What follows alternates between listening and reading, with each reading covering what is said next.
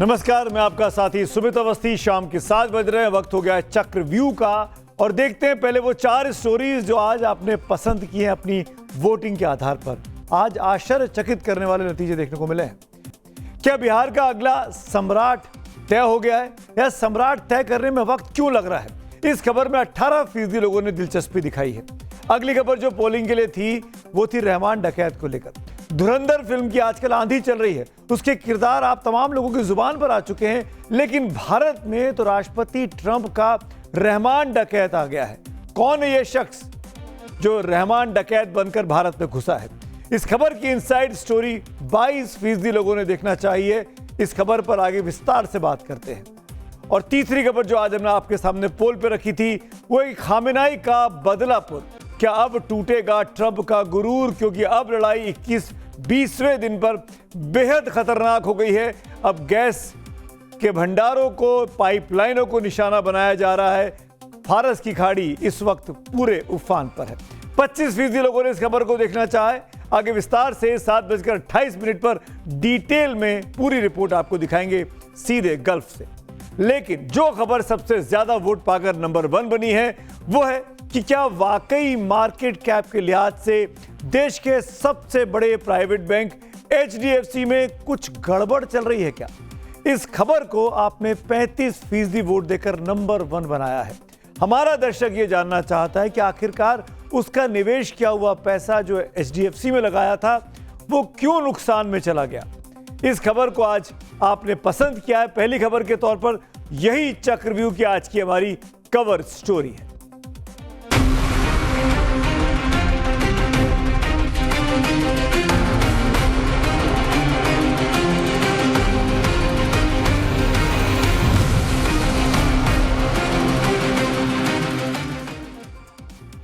HDFC bank में गड़बड़ है। HDFC के पार्ट टाइम चेयरमैन अतनु चक्रवर्ती ने अचानक इस्तीफा देकर आज सब कुछ हिला कर रख दिया। HDFC बैंक आज दिन भर चर्चा में रहा, सोशल मीडिया पर ट्रेंड करता रहा। दरअसल हुआ क्या? अतनु चक्रवर्ती ने अपने इस्तीफे में 2 ऐसी लाइनें लिखी जिसने सब कुछ हिला के रख दिया। ये 2 लाइनें क्या हैं, पहले वो जान लेते हैं।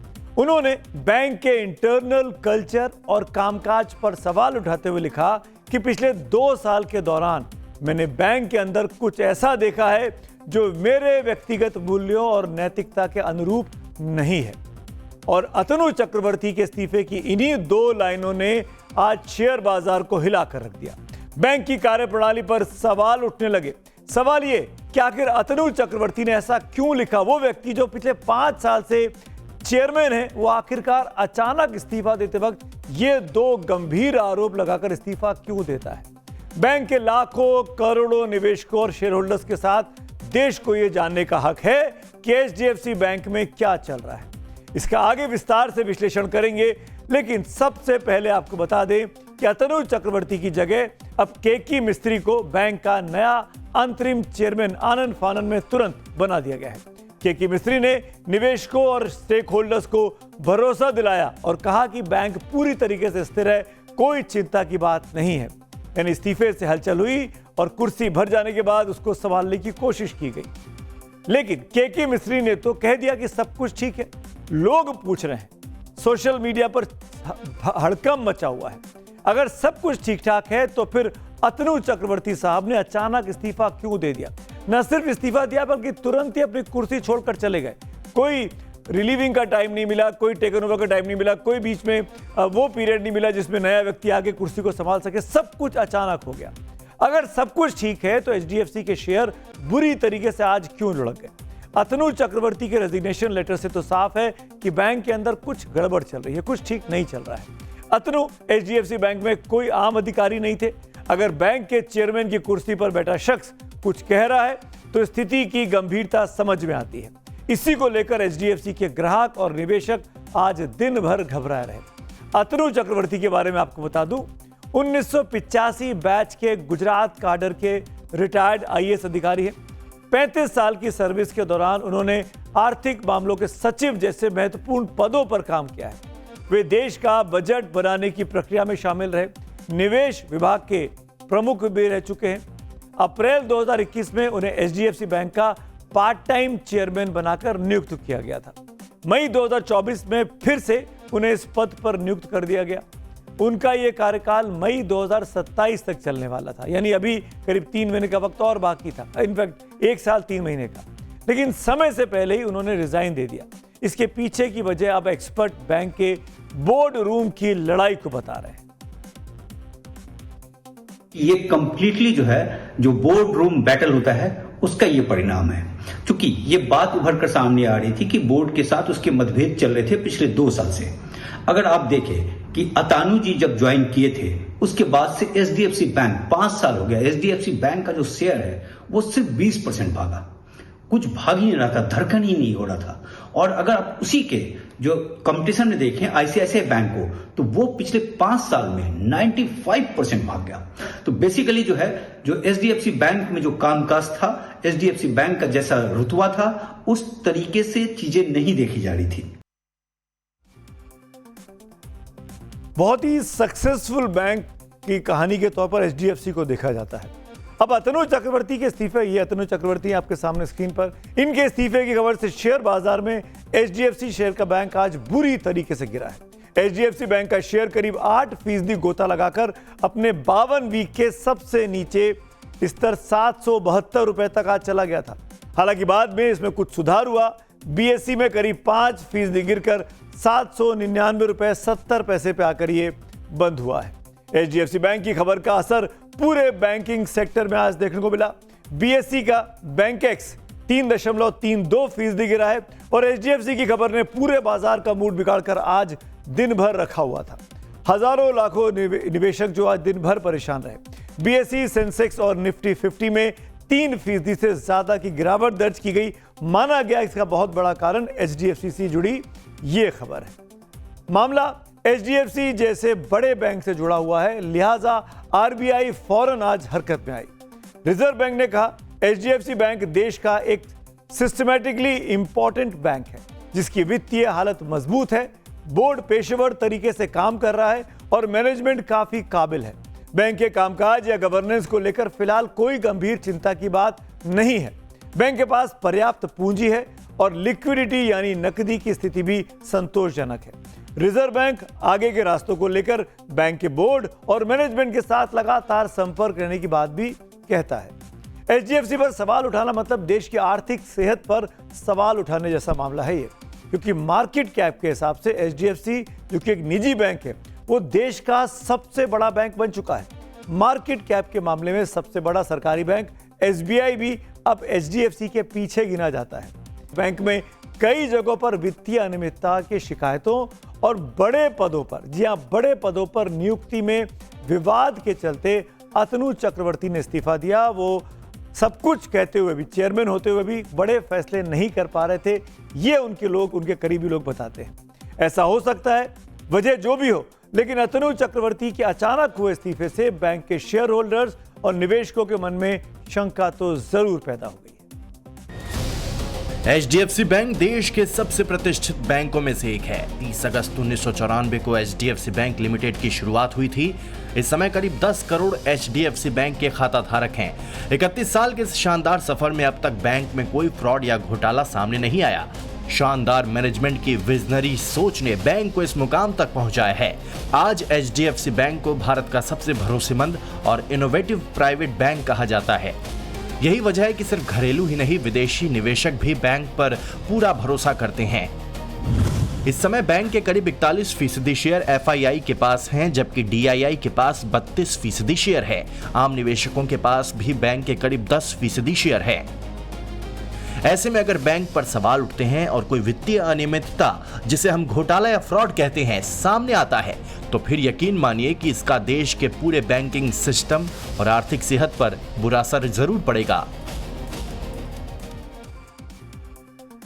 हजारों लाखों निवेशकों और जाहिर तौर पर पूरे हिंदुस्तान को यह जानने का अधिकार है कि आखिरकार एचडीएफसी बैंक में क्या चल रहा है। तमाम बड़े बड़े कॉरपोरेट हाउसेस के सैलरी अकाउंट एचडीएफसी बैंक में हैं, ये हम सब जानते हैं। और ऐसी परिस्थिति में अगर कुछ भी किसी भी वजह से यह कहा जाता है कि सब कुछ ठीक नहीं चल रहा है, तो वो ठीक होना भी चाहिए और पता भी लगना चाहिए कि क्या खराब था जो अब ठीक किया जा रहा है। हालांकि हमने बैंकिंग सेक्टर की बात कर ली, एचडीएफसी की बात कर ली, शेयर मार्केट की बात की, सोना और चांदी की बात भी अब कर लेते हैं लगे हाथों। सोना और चांदी में भी आज जबरदस्त गिरावट दर्ज की गई है। गोल्ड एक दिन में करीब 8700 रुपए टूटकर 1.45 लाख रुपए नीचे आ गया, जबकि चांदी 19,000 रुपए तक की गिरावट उसमें देखी गई। अमेरिकी डॉलर में मजबूती और कच्चे तेल में उछाल से सोना चांदी टूटा है। इसका बहुत कुछ वजह अंतर्राष्ट्रीय बाजार में क्रूड ऑयल के दाम बढ़े हैं और जो कुछ लड़ाई चल रही है ईरान की खाड़ी में, ईरान में, उसका असर भी सोने और चांदी के साथ जोड़कर देखा जा रहा है। और अब बढ़ते हैं आज की अगली और एक और बड़ी और महत्वपूर्ण कहानी की ओर। भारत के भीतर ट्रंप का कौन है रहमान डकैत और क्या वो पूर्वोत्तर भारत को अशांत करने की गहरी साजिश रच रहा है? ये बात इसलिए खुल रही है कि भारत की सबसे ताकतवर जांच एजेंसी एनआईए की गिरफ्त में अमेरिका का रहमान डकैत आ चुका है। अभी देश में फिल्म धुरंधर 2 की धूम मची हुई है। धुरंधर 1 में आपको याद होगा रहमान डकैत का किरदार जितना कुख्यात रहा उससे अधिक कुख्यात यह अमेरिका का रहमान डकैत है। नाम इसका है मैथ्यू एरन वैन डाइक। इस नाम को याद रखिए, इस कहानी में मैं कई बार इस नाम को दोहराने वाला हूं। मैथ्यू एरन वैन डाइक, जिसे एनआईए ने एक बड़े ऑपरेशन के तहत कोलकाता एयरपोर्ट से पिछले दिनों धर दबोचा। इसके साथ ही एनआईए ने 6 यूक्रेनी नागरिकों को भी गिरफ्तार किया। मामला देश में एक बड़े आतंकी साजिश के भंडाफोड़ से जुड़ा बताया जा रहा है। इन्हें भारत के खिलाफ आतंकी गतिविधियों की साजिश रचने के आरोप में गिरफ्तार किया गया। आपको याद होगा, यह खबर हमने आपको 2 दिन पहले बताई भी थी कि 7 विदेशी पकड़े गए जासूसी के लिए। लेकिन अब जब पूछताछ हुई है एजेंसियों के द्वारा और छानबीन चल रही है इंट्रोगेशन की, तो इन 7 विदेशियों की काली करतूतों पर से अब पर्दा उठने लगा है। भारत में विदेशी साजिश का भंडाफोड़। विदेशी भाड़े के सैनिकों की देश विरोधी साजिश पर्दाफाश। मिजोरम रूट से म्यांमार पहुंच रहे भाड़े के सैनिक। म्यांमार के बॉर्डर पर कई विद्रोही संगठन एक्टिव। म्यांमार बॉर्डर पर हथियारों की ट्रेनिंग, ड्रोन सप्लाई और भारत विरोधी साजिश का सच। 6 यूक्रेनियन, 1 अमेरिकी गिरफ्तार। यूपीए के तहत केस यानी आतंक से जुड़ा शक। पूर्वोत्तर से म्यांमार तक फैला कनेक्शन। क्या एनआईए की ये सिर्फ गिरफ्तारी भारत के खिलाफ कोई इंटरनेशनल कॉन्स्पिरेसी के खिलाफ है? क्योंकि जब देश की सबसे बड़ी जांच एजेंसी राष्ट्रीय जांच एजेंसी यानी एनआईए यूपीए जैसी कड़ी धाराओं में कार्रवाई करती है तो मामला मामूली नहीं होता, वो देश की सुरक्षा से जुड़ा मामला होता है। अब जांच एजेंसियों को शक है कि विदेशी भाड़े के लड़ाके मिजोरम रूट से अपने पड़ोसी मुल्क पूर्वोत्तर में जो है म्यांमार पहुंचे थे। म्यांमार के गृह युद्ध में शामिल होने के लिए ये भारत का इस्तेमाल कर रहे थे। ये मॉड्यूल भारत को आतंकी गतिविधियों के लिए एक बड़े ट्रांजिट पॉइंट बनाने की तैयारी में था। अब एजेंसियों को यह भी पता लगने लगी जुटी है कि ये भाड़े के लड़ाके किसके लिए काम कर रहे थे और इनका असली मकसद क्या था। अब मैं आपको नक्शे पर दिखाना चाहता हूं। ये 3 बड़े शहर देखिए, दिल्ली, लखनऊ और कोलकाता। ये 3 बड़े शहर, 3 बड़े एयरपोर्ट और यहीं से इन 7 विदेशियों को अलग अलग वक्त में एजेंसियों ने, एनआईए ने उठाया है, गिरफ्तार किया है। जिसमें से एक मैथ्यू वैन डाइक अमेरिकी नागरिक है और मैथ्यू वैन डाइक की पूरी साजिश का सबसे बड़ा किरदार अब तक बनकर निकलकर सामने आ रहा है। मैथ्यू वैन डाइक कोई आम अमेरिकी नहीं है, वो खुद को एक सिक्योरिटी एनालिस्ट बताता है। ये तस्वीर देखिए इसकी आप, बहुत ही दिलचस्प तस्वीर है। दुनिया के कई देशों में सरकारें हिलाने वाला बताता है, खुद को जंग के मैदान में उतरने वाला कहता है। अब सवाल ये कि ये भारत में क्या कर रहा था, क्योंकि ये खुद को ऐसा शख्स करार देता है जो दुनिया भर में कई देशों में सत्ता परिवर्तनों का हिस्सा रहा, दुनिया के हर उस कोने में मिला जहां सत्ता के खिलाफ बगावत हुई, या ये कहें कि दुनिया के जिन देशों में अमेरिका ने सत्ता परिवर्तन करवाए, मैथ्यू वैन डाइक वहां पर पाया गया था। मिसाल के तौर पर देखिए, इसने 2011 में लीबिया के अंदर जो गद्दाफी के खिलाफ बगावत हुई थी उसमें हिस्सा लिया था। इसे युद्ध के दौरान न सिर्फ पकड़ा गया बल्कि वहां के कुख्यात अबू सलीमत जेल में 5 महीने से अधिक वक्त तक युद्धबंदी के तौर पर सलाखों के पीछे रखा गया। इतना ही नहीं, सीरिया में भी यह व्यक्ति दिखा। और तो और जनवरी में जिस वेनेजुएला के राष्ट्रपति निकोलस मादुरो को अमेरिका ने उठाया, उस वेनेजुएला में 7 साल पहले 2019 में मादुरो सरकार के खिलाफ जो रिजीम चेंज की एक कोशिश की गई थी, वहां पर भी मैथ्यू वैन डाइक उसमें शामिल रहा था। टाइम्स नाउ नवभारत के पास मैथ्यू वैन डाइक के मकसद से जुड़ी एक्सक्लूसिव जानकारी हमारे हाथ लगी है। क्या जानकारी है, बारी बारी से देख लेते हैं। उसका पहला मिशन क्या था? अमेरिका की नजरों में जो भी तानाशाह सरकारें हैं उन्हें उखाड़ फेंकना। दूसरा मिशन क्या था? उन ताकतों का समर्थन करना जो सरकारों के खिलाफ बगावत करते हैं। यानी जिस देश में जो सरकार चल रही है उसके खिलाफ अगर कोई बगावत कर रहा है तो उनका समर्थन करना। तीसरा मिशन क्या था? रिबेल ग्रुप्स को ट्रेनिंग देना और गुप्त ऑपरेशन चलाना, यानी उस देश में डिस्टेबलाइज करना, अस्थिरता पैदा करना। यह अमेरिका की बहुत बड़ी कोशिश थी, ऐसा एजेंसीज को अब तक पता चला है। और अब भारत में वही मैथ्यू वैन डाइक साजिशकर्ता बनकर पकड़ा गया है। अब बड़ी जानकारी ये सामने आ रही है कि रूसी खुफिया एजेंसियां पिछले कुछ महीनों से कैसे पकड़े गए ये लोग। अब देखिए, रूसी खुफिया एजेंसियां पिछले कुछ महीनों से यूक्रेन के जो 6 लड़के पकड़े गए हैं, 6 लड़ाके पकड़े गए हैं, उन पर नजर रखी हुई थी। इन एजेंसियों ने 14 यूक्रेनी नागरिकों की संदिग्ध गतिविधियां पूरी दुनिया में ट्रैक कर रही थी और उन्होंने इन 14 के बारे में भारतीय एजेंसियों को भी अलर्ट कर रखा था। ये लोग गुवाहाटी पहुंचे थे। इन 14 में से 6 यूक्रेनी हिंदुस्तान पहुंचे और हिंदुस्तान में इनकी गतिविधियां ट्रैक की गई रूसी इंटेलिजेंस पर। बाकी के लोग कहां चले गए, 8 व्यक्ति, ये तो अभी नहीं पता। हो सकता है कि एजेंसीज उनको ट्रैक कर रही हो, लेकिन 6 अब एनआईए की गिरफ्त में। एनआईए इनसे पूछताछ कर रही है, सुरक्षा एजेंसियां इनकी तलाशी कर रही है, इनकी जानकारी लेना चाहती हैं। हालांकि यूक्रेन के दूतावास ने प्रेस रिलीज जारी कर इन आरोपों का खंडन किया है। जब आगे बढ़ने से पहले इसे ऑपरेशन को कैसे अंजाम पर पहुंचाया गया, इसे भी अब आपको बता देते हैं। 14 यूक्रेनी नागरिक टूरिस्ट वीजा पर भारत आते हैं। वो गुवाहाटी से बिना परमिट मिजोरम जाते हैं। मिजोरम से अवैध रूप से अपने पड़ोसी मुल्क म्यांमार में दाखिल कर जाते हैं। म्यांमार में रिबेल ग्रुप्स को ड्रोन उड़ाने की ट्रेनिंग देते हैं। इन समूहों के तार उत्तर पूर्व के जो आतंकी संगठन सक्रिय हैं उनसे जुड़े बताए गए हैं। तो भारत सरकार के नियमों के तहत मिजोरम में प्रवेश करने वाले विदेशियों को प्रोटेक्टेड एरिया परमिट लेनी होती है, लेकिन इन लोगों ने यह परमिट नहीं ली और जब ये वापस लौटने में लगे थे तो इमिग्रेशन ब्यूरो ने इन्हें अलग अलग जगहों से गिरफ्तार किया। अब ये सभी 27 मार्च तक के लिए फिलहाल गिरफ्तार किए गए हैं और पुलिस कस्टडी में भेजे गए। इनसे एनआईए पूछताछ कर रही है, जिससे ये तमाम जानकारियां निकलकर सामने आ रही हैं। विदेशी भाड़े के इन सैनिकों के मिजोरम रूट से म्यांमार पहुंचने की इनसाइड स्टोरी क्या है, जानिए मेरे सहयोगी अनुज मिश्रा से। एनआईए की गिरफ्त में आए 7 विदेशी नागरिकों से फिलहाल पूछताछ की जा रही है, लेकिन इस पूरे मामले की जांच जैसे जैसे आगे बढ़ रही है, कई चौंकाने वाले तथ्य भी सामने आ रहे हैं। सवाल ये उठ रहा है कि क्या साजिश के संकेत साल 2024 में ही मिल गए थे? दरअसल मिजोरम के अधिकारियों ने पहली बार अलर्ट किया था कि अचानक इलाके में पश्चिम देशों के संदिग्ध लोगों की संख्या बढ़ रही है। चौंकाने वाली बात ये थी कि आमतौर पर उस इलाके में विदेशी पर्यटक उतने नहीं आते हैं। ऐसे में कहीं न कहीं संख्या का बढ़ना शक को गहरा कर रहा था। तभी से एजेंसियों को शक था कि ये पूरा मामला सिर्फ घूमने फिरने का नहीं है। सुरक्षा एजेंसियों के पास ऐसे तमाम वीडियो और फोटो हाथ लगे हैं।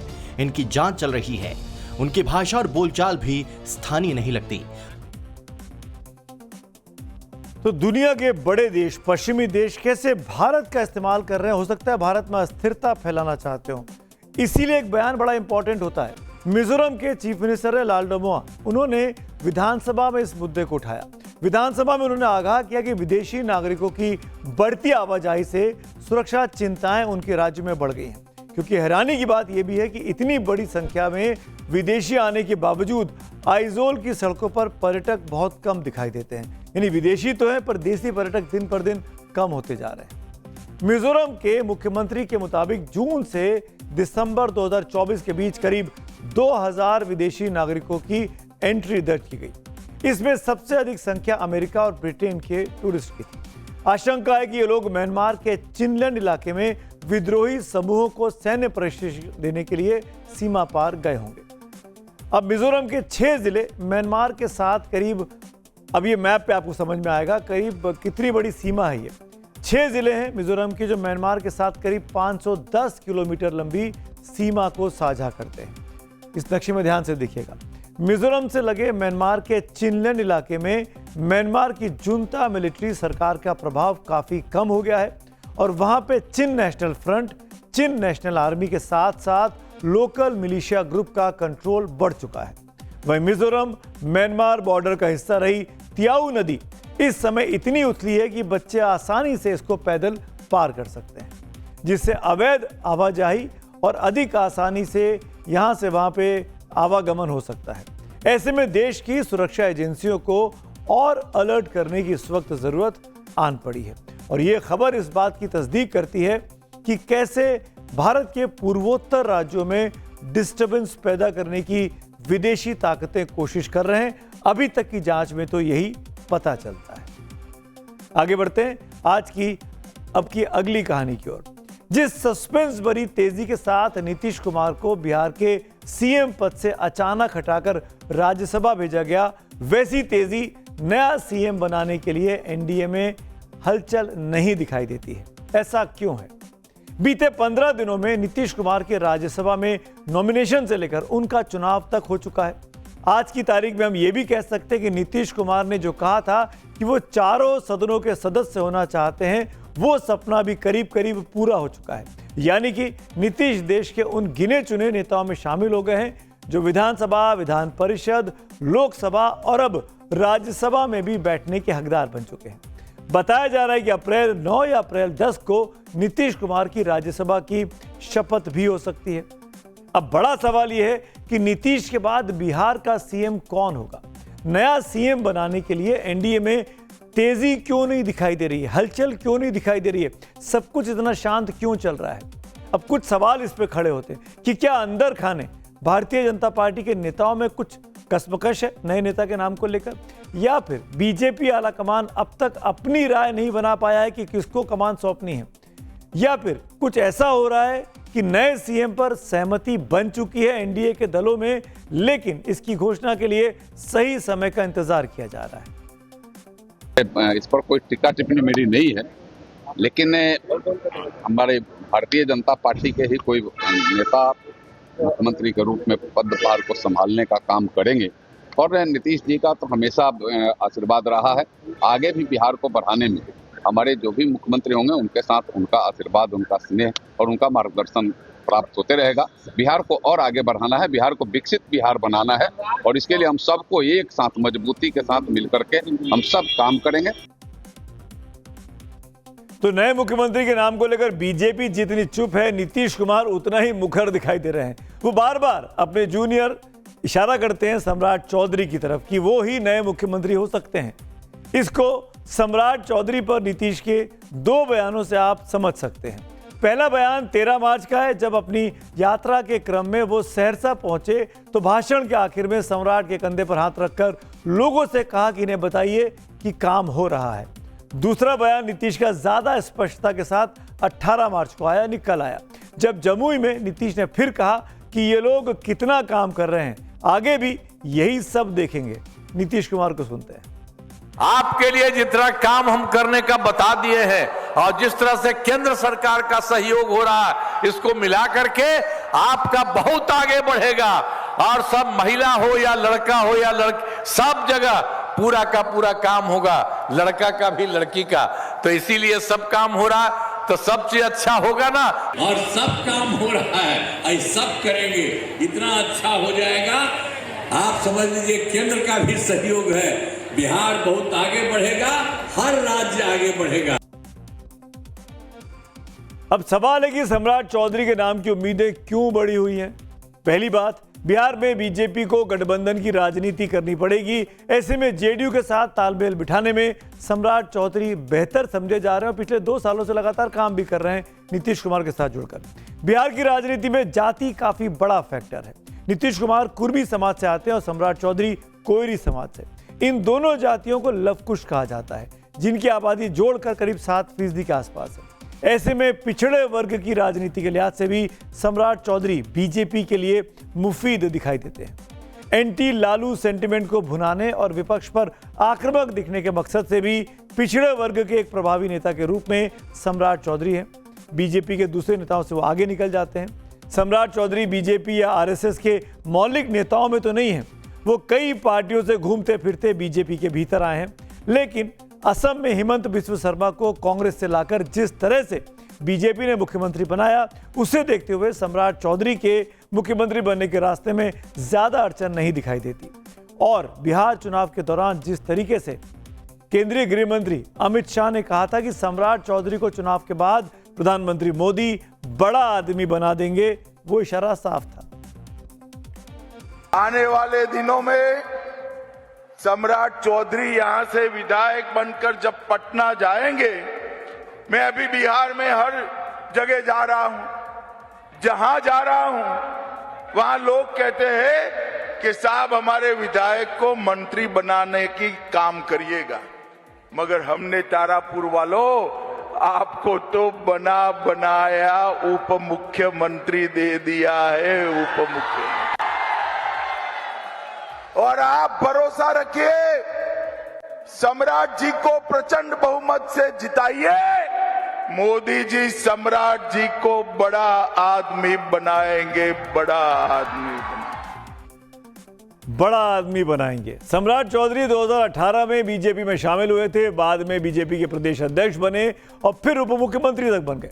अब उप मुख्यमंत्री को अमित शाह जब बड़ा आदमी बनाने की बात करते हैं तो अगली सीढ़ी उप मुख्यमंत्री के बाद तो मुख्यमंत्री की ही दिखाई देती है। बिहार में पहली बार बीजेपी का मुख्यमंत्री बनने जा रहा है। याद रखिए, मुख्यमंत्रियों के चयन में प्रधानमंत्री मोदी और गृह मंत्री अमित शाह की जोड़ी अक्सर चौंकाती भी रही है। चाहे राजस्थान में भजनलाल शर्मा बने हो, मध्य प्रदेश में शिवराज सिंह चौहान को हटाकर अचानक मोहन यादव को बना दिया हो, छत्तीसगढ़ में विष्णुदेव साय हो या फिर ओडिशा में मोहन चरण मांझी, सभी चौंकाने वाले नाम थे। इसीलिए बिहार में सम्राट चौधरी ही मुख्यमंत्री बन जाएंगे, ये भी पक्के से कोई नहीं कहना चाहता। कि सम्राट चौधरी जी मुख्यमंत्री जी के साथ उप मुख्यमंत्री के रूप में काम कर रहे हैं और लगातार उनके विश्वस्त सहयोगियों में से हैं, तो वो तो सब लोग वो तो कहते ही हैं, हर मीटिंग में कहते हैं, कोई आज नई बात थोड़े है। आप लोग ना किसी बात को नया बनाते हैं, ये तो हर मीटिंग में वो कहते रहे हैं, आगे यही लोग सब देखेंगे। आगे यही लोग देखेंगे, तो वहां पे तो एक और डिप्टी सीएम है विजय सिन्हा, उनका क्यों नहीं हाथ पकड़ते हैं, सम्राट चौधरी का क्यों हाथ पकड़ते हैं। अब अगर सम्राट चौधरी मान भी लिया जाए कि नहीं हुए, तो फिर बीजेपी में से कौन से नेता हैं जो छुपे रुस्तम साबित हो सकते हैं, इस रेस में दौड़ सकते हैं। नित्यानंद राय का नाम इसमें चल रहा है, संजीव चौरसिया हैं, रामकृपाल यादव हैं, विजय सिन्हा हैं और दिलीप जायसवाल हैं। जैसे नेताओं में से कोई भी वो इस रेस में शामिल हो सकता है। और जैसा कि मैंने कहा कि बीजेपी की टॉप लीडरशिप चौंकाती है, तो कोई नया और अननोन फेज भी हो सकता है, तो आश्चर्य नहीं होना चाहिए। अब मुख्यमंत्री बनाने में नीतीश कुमार की कितनी चलेगी ये तो अभी नहीं पता, लेकिन उप मुख्यमंत्री कौन बनेगा ये तो नीतीश ही तय करेंगे। जेडीयू से 2 उप मुख्यमंत्री बने तो दूसरा ये होगा, कौन होगा ये तो साफ नहीं है, लेकिन निशांत कुमार का नाम एक उप मुख्यमंत्री के तौर पर तय माना जा रहा है। अभी वो मिल रहा है लोगों से, जो पार्टी के हमारे विधायक हैं, पार्टी के जो प्रकोष्ठ के अध्यक्ष हैं, पार्टी के जो साथी हैं, वो सब लोग से वो मिल रहे हैं। आगे उनकी यात्रा भी होगी और आने वाले समय में पार्टी में भी और सरकार में भी वो काम करेंगे। वो पार्टी में भी और सरकार में भी काम करेंगे। पार्टी के कार्यकारी अध्यक्ष संजय कुमार झा इस बात को कह रहे थे, यानी जिस दिन निशांत कुमार को बिहार सरकार में पद मिला, तय मान के चलिए उसी दिन से नीतीश कुमार की वंशवाद विरोधी राजनेता की छवि पर एक सवालिया निशान तो जरूर लग जाएगा। हमें तो अच्छा ही लगेगा कि भाई कोई भी नौजवान, चाहे वो निशांत कुमार हो या कोई गरीब आम बेरोजगार युवा भी हो, अगर वो भी राजनीति में आता है, समाज की सेवा करना चाहता है, संविधान, लोकतंत्र, भाईचारा की विचारधारा के साथ अगर कोई आएगा, संविधान बचाने के लिए, लोकतंत्र को बचाने के लिए, भाईचारे को बचाने के लिए, तो हम लोगों का तो भाई उनका स्वागत है राजनीति में। और ये बात करते हैं पश्चिम एशिया में जारी महाजंग की, जिसका आज 20वां दिन है और भीषण दिन है।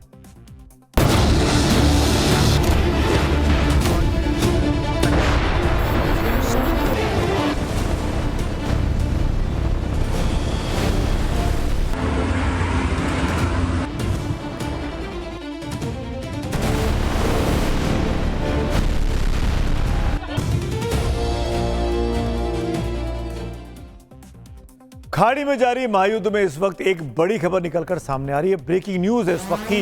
वॉशिंगटन में अमेरिकी सेना के एक अहम बेस के ऊपर ड्रोन दिखाई दिए। संदिग्ध ड्रोन है ये।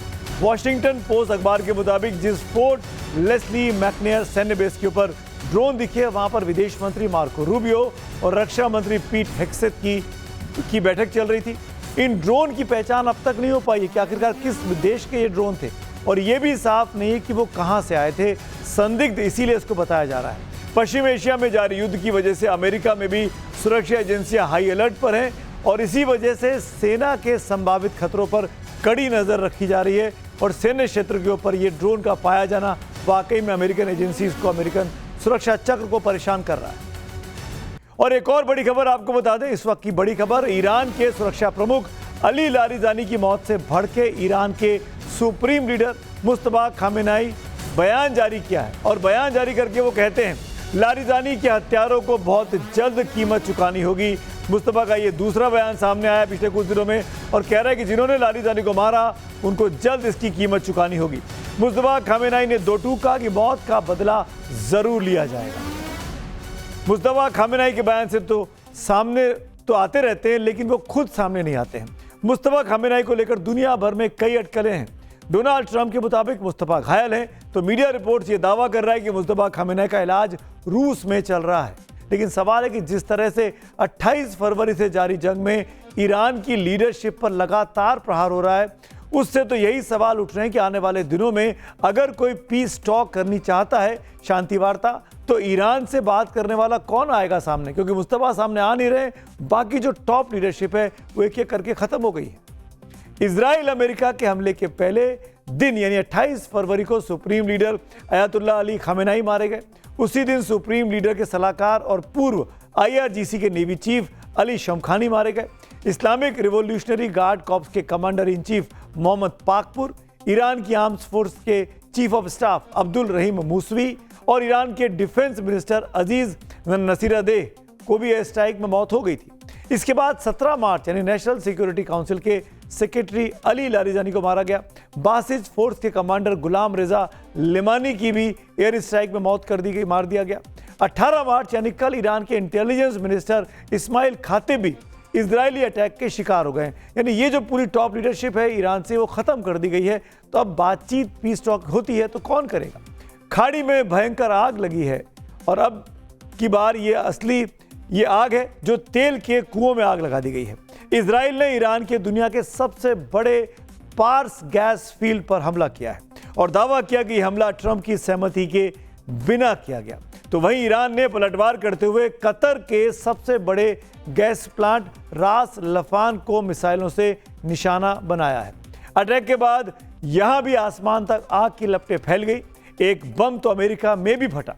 अमेरिका के काउंटर टेररिज्म चीफ जो कैंट ने इस्तीफे के बाद फिर कहा कि पर्दे के पीछे का पूरा खेल इजराइल का है। इस बीच खाड़ी के 12 मुस्लिम देश इस वक्त बेहद गुस्से में उबल रहे हैं। सऊदी अरब ने सीधे शब्दों में कह दिया है कि ईरान हमारे सब्र का इम्तिहान ना ले। सवाल है कि क्या ट्रंप को ढाल बनाकर नेतन्याहू डिवाइड एंड रूल का गेम खेल रहे हैं? क्या चल रहा है वहां पर? क्या नेतन्याहू डिवाइड एंड रूल का खेल खेल रहे हैं? क्या ट्रंप के कंधे का इस्तेमाल कर नेतन्याहू खाड़ी के मुस्लिम देशों को आपस में लड़वा रहे हैं? यानी नेतन्याहू की हर बाजी ठीक बैठती जा रही है। क्या इस साल इजराइल में होने वाले चुनाव को ध्यान में रखते हुए नेतन्याहू युद्ध को जानबूझकर लंबा खींचना चाहते हैं ताकि राष्ट्रवाद के नाम पर, देश के देश प्रेम के नाम पर चुनाव को जीता जा सके?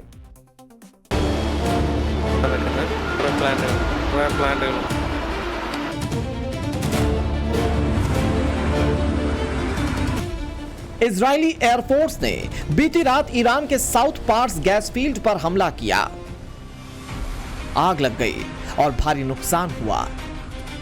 लेकिन चौंकाने वाला दावा यह किया जा रहा है कि इस हमले से पहले प्रेसिडेंट ट्रंप को लूप में नहीं लिया गया। तो क्या नेतन्याहू ने ट्रंप को बाईपास किया? इधर खाड़ी में जारी जंग की आग में घी डालने का काम किया ईरान ने। जबरदस्त रिटेलिएशन किया। ईरान ने कतर के रास लफान इंडस्ट्रियल सिटी, जो कि दुनिया का सबसे बड़ा LNG पॉइंट है, वहां पर मिसाइलें दाग दी। भयंकर आग लग गई। ईरान ने साफ कहा कि अगर हम लोगों पर हमला होगा तो गल्फ के हर एनर्जी प्लांट को निशाना बनाया जाएगा। हमला क्या हुआ? पूरा मुस्लिम वर्ल्ड भड़क उठा। रियाद में इमरजेंसी मीटिंग हुई। कहा गया कि विश्वासघात हुआ है, खाड़ी की एकता खतरे में है। इतना ही नहीं, कतर ने ईरानी दूतावास के ऑफिसर्स को 24 घंटे में देश छोड़ने को कह दिया। जाहिर है इजराइल की चाल से मुस्लिम देशों की एकता टूट चुकी है। ऐसे में सवाल यही है कि क्या बेंजामिन नेतन्याहू ट्रंप के कंधे का इस्तेमाल करके खाड़ी के मुस्लिम देशों को तोड़ने में लग गए हैं? और क्या ये सब इजराइल में इस साल होने वाले जनरल इलेक्शन को ध्यान में रखकर किया जा रहा है? क्योंकि अगर युद्ध जारी रहा तो इजराइल में नेतन्याहू का समर्थन बढ़ेगा। 2 दिन पहले अमेरिका के काउंटर टेररिज्म चीफ पद से इस्तीफा देने वाले जो कैंट साफ साफ कह रहे हैं कि इजराइल और प्रो वॉर लॉबी ने ट्रंप को गुमराह किया है और नतीजा मिडिल ईस्ट में जारी ये जंग है। कि क्या अमेरिका को एक ऐसे युद्ध में धकेल दिया गया जिसकी जरूरत थी ही नहीं? क्या राष्ट्रपति डोनाल्ड ट्रंप ने अपनी अमेरिका फर्स्ट नीति को इजरायली दबाव के आगे गिरवी रख दिया? आज वॉशिंगटन के पावर कॉरिडोर में यही सवाल गूंज रहा है कि क्या ट्रंप पर भरोसा किया जा सकता है? और इस बीच पूरी दुनिया इस लड़ाई की वजह से इस वक्त बेचैन है, हलचल मची हुई है। एक और बड़ी खबर आ गई और ये बड़ी खबर बीजिंग से। चीन की एंट्री हो गई लड़ाई में। चीन के राष्ट्रपति शी जिनपिंग ने खाड़ी देशों को इशारों में बहुत बड़ी चेतावनी दे दी है।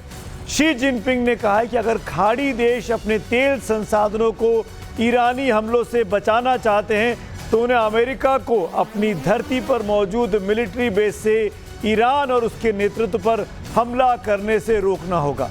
यानी चीन साफ तौर पर कह रहा है कि ईरान जो कर रहा है वो अपनी रक्षा में कर रहा है।